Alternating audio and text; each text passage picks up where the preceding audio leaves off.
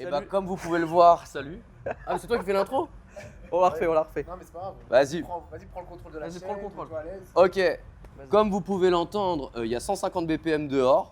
On est bien à Mark Attack Festival. Je suis Romain Garcia, je suis avec mes deux potes et on va faire une belle interview. Ils nous follow pas sur Insta. Et j'ai pas le droit de leur toucher les cuisses comme ça, c'est pas bien. Je suis content d'être avec vous les gars.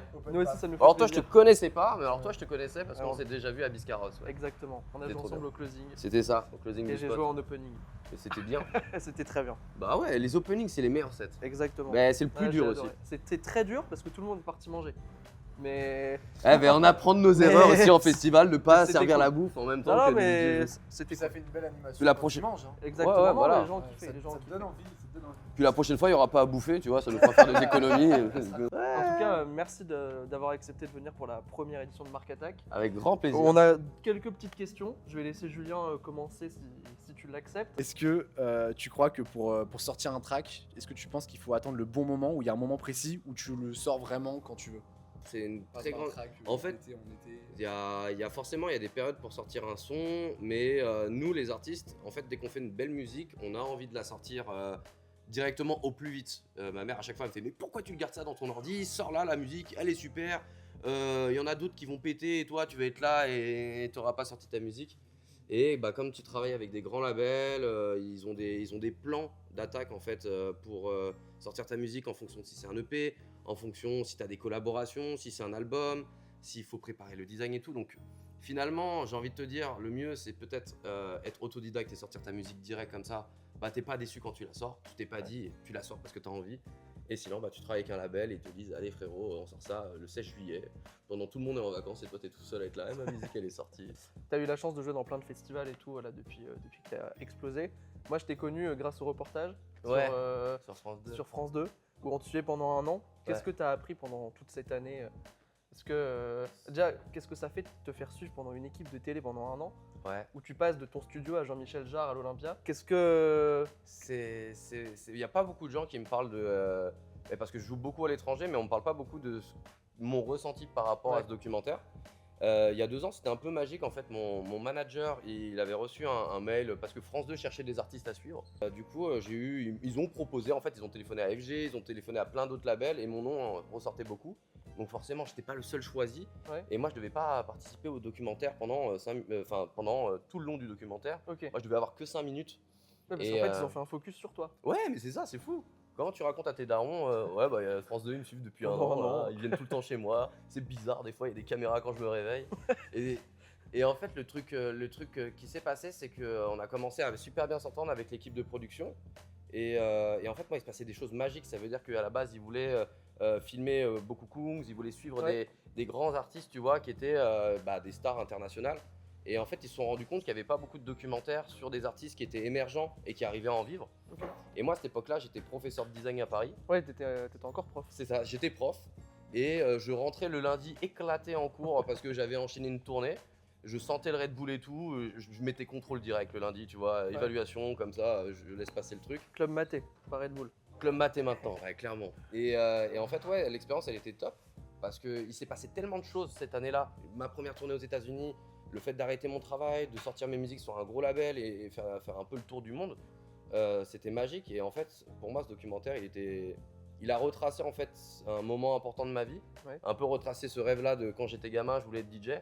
Je voulais être compositeur de musique et jouer live. Et je me dis, bon bah, maintenant, en fait, je peux regarder en fait des gens qui m'ont suivi et revoir ma vie, qu'est-ce qui s'est Ouais. passé, et revoir peut-être les erreurs. Donc j'ai appris d'année en année comment mieux travailler en club, les protections auditives, parce que bon, moi au début je jouais pas avec les protections auditives et puis bon bah forcément ça fait un peu mal aux oreilles. J'ai pas d'acouphènes, j'en ai une petite légère, mais je l'entends même pas. Mais du coup maintenant j'essaie de faire très attention et puis ouais, tu rencontres des gens, c'est assez magique. Et donc grâce à ce documentaire, ouais, ma vie elle Elle a changé. elle a changé. J'ai pris pas mal d'importance sur les festivals, sur les clubs en France aussi. Est-ce que au cours justement de toutes ces dates que tu as fait, de toutes ces tournées, il t'est arrivé une anecdote un peu improbable, surprenante ou un truc gênant Ouais. que tu pourrais nous raconter J'en ai une avec que mon pote Max il va être heureux de suivre avec moi. On jouait aux États-Unis, on était en plein milieu de tournée aux États-Unis et on avait déjà enchaîné 2 shows. On avait fait Washington, on faisait New York je crois ou je sais plus. Non, c'était quoi? Bon, bref, on était sur 2 dates. New York. Et voilà, on était à Seattle et le lendemain, on jouait à Red Rocks à une belle heure. On jouait à peu près en mode où bah, va y avoir le coucher de soleil. Red Rock, c'est. Ouais, ok. C'est le. On dirait le Niagara. Ouais, c'est ça. Ok, ouais. ok. C'est une salle c'est une salle assez mythique et il y a tous les plus grands qui ont joué là-bas. Et nous, on se retrouve là-bas en plein milieu d'un line-up pour jouer, salle bondée et tout. Et donc du coup, on finit notre set à Seattle, 3h du matin, 4h du matin. On met Maxime, qui est du coup mon meilleur pote, qui est aussi tourman, mais le réveil pour partir du coup le lendemain, se réveiller, je crois, à quelle heure? 6h? On avait l'avion à 6h du matin. On avait 1 heure pour dormir. Et donc voilà, donc on part au lit et on va tous dodo. On était aussi avec Nicolas pour celui qui fait les vidéos, notre meilleur pote aussi. Et moi je me réveille parce que j'ai un peu soif. Et je prends mon téléphone et je vois marqué 6h. Et l'avion il était parti. Et en fait, c'est con, on loupe plein. Il y a des avions à louper, il y a des retards et tout. Mais sauf qu'il n'y a pas beaucoup de Seattle jusqu'à Denver pour aller faire Red Rocks. Surtout, on jouait en plein dimanche. Et en fait, il y avait que. C'était la dernière date de la tournée. Et donc, du coup, on se dit, putain, fait chier. Maxime, il est. Oh, c'est pas possible. Et tout. Quand Maxime il est énervé, il prépare la suite, tu vois. Il prépare l'autre avion et tout. Donc, on prend les billets pour l'autre avion. On trace à l'aéroport. Et on arrive devant la porte d'embarquement. On voit les gens dans le couloir pour rentrer dans l'avion.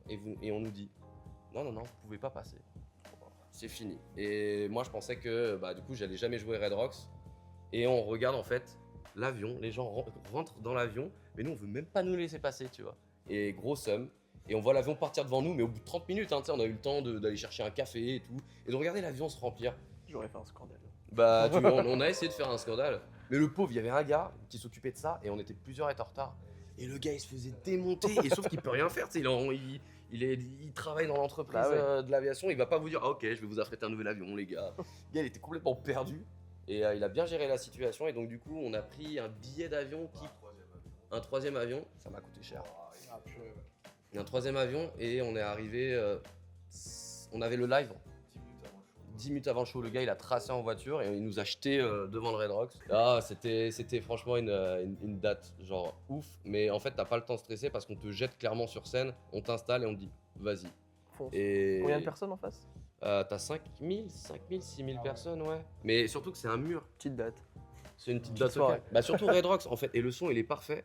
Et on allait mettre un petit autographe à côté il y a Daft Punk qui sont passés, il y a leur autographe partout, ils ont un énorme couloir, une sorte de grotte de signature et tu rencontres que des gens un peu chelous, c'est incroyable en backstage là-bas. Donc voilà, après on a plein d'autres anecdotes, mais bon, louper 2 avions pour arriver à Red Rocks pour la dernière date de l'année, c'était dur. Et après il y a eu tempête de neige, donc les autres artistes ils sont joués en pleine tempête de neige. On a pas eu la tempête de neige nous. Mettez un réveil, mettez plusieurs réveils, c'est ça. Ouais. Plusieurs, ça on a Ça a failli nous arriver ce matin là. Juste pour terminer, cet été t'as une belle tournée, tu fais pas mal de festivals. Ouais. Beaucoup en France, mais là par exemple t'as joué au Cercle la semaine dernière. Ouais, c'est ça, Cercle Odyssée. Une expérience immersive et tout. Ouais. T'as une date cet été, vraiment t'es en mode putain j'ai trop hâte et tout. Cet été en fait il y a plein de dates où j'ai trop hâte, mais cet été on est un peu calme parce que du coup je suis en train de terminer mon album. Et en gros ouais, je sors l'album et l'année prochaine on a une énorme tournée internationale et on va vraiment jouer partout dans le monde et en live. Du coup pour moi c'est assez... Je joue entre la casquette de DJ set et live. Et en fait DJ set je déteste quand je joue, genre là à Cercle j'ai kiffé l'expérience, c'était feu. Mais 30 minutes de DJ set, les gars, c'est trop court. Parce que t'as enchaîné Cercle et Fantôme, pareil à chaque fois. Fantôme c'était DJ set et j'avais 2h30. Ah ouais. Moi un DJ set c'est minimum 1h30, sinon j'ai l'impression, j'aime pas trop, j'ai pas le temps de raconter une histoire. Alors qu'avec mon live, même si je joue pas beaucoup de musique, je vais jouer avec mes synthés, je vais raconter d'autres émotions. Et voilà, donc l'année prochaine on part sur une... Je pense le jour où on va annoncer l'album, on va annoncer une 50aine de tournées, enfin de dates. Et je pense que l'année prochaine, on va peut-être s'approcher des 90-100 gigs. Sur l'année. Ouais, rock and roll baby. En parlant d'heures de Club Maté les gars. Ouais. Moi j'ai joué qu'une heure au closing. Ouais. Moi tu vois, dans l'énergie que j'aime bien donner, j'aime bien jouer au moins 1h30. T'es pas content là? 1 heure, voire 2 heures. Là t'es en train de faire... Non mais voilà. C'est pas content. Voilà, moi j'avais aussi des émotions à transmettre. Tout le monde était parti manger. Mais non mec, et tu sais quoi, si on refait une édition du festival à Bisca, tu reviens et je te rajoute une demi-heure. Non, t'inquiète, on trouvera une belle place. Avec plaisir. Tu vas kiffer. Non Et mais on c'était rencontrera des c'était bons vraiment copains. très cool. On avait vu, enfin, t'avais Ah, pas pu venir mais c'était une super date. J'étais resté à la maison. Ouais. Comme un clochard. Ouais. J'ai regardé les stories.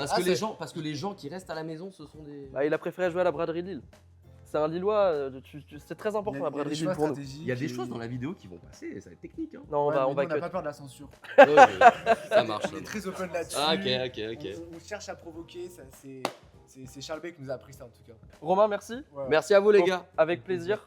Oh. Et puis Chips du coup. See you Ça soon, m'a hein. verrouillé, comme on dit. Allez, bien, salut.